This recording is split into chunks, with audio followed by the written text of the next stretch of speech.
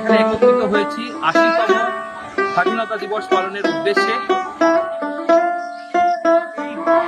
যে ফ্ল্যাগটি, জাতীয় পতাকাটির দৈর্ঘ্য হচ্ছে ১০০ মিটার।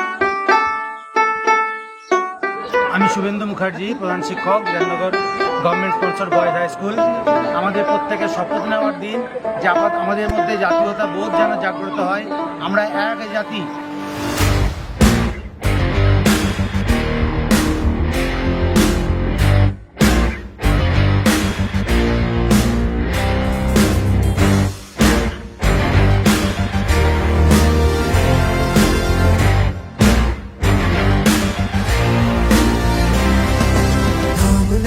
एक जश्न है भारत, रग रग में है जीत की आदत, ऐसा हुनर दुश्मन भी सलामी दे।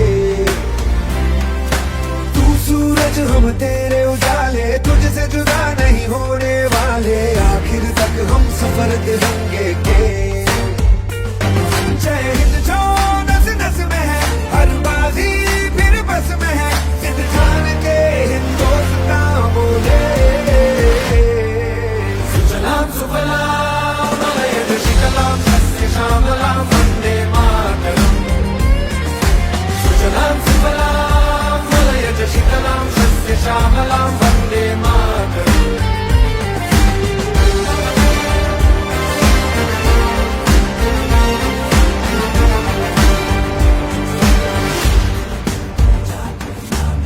ना ही जमीन आसमानों में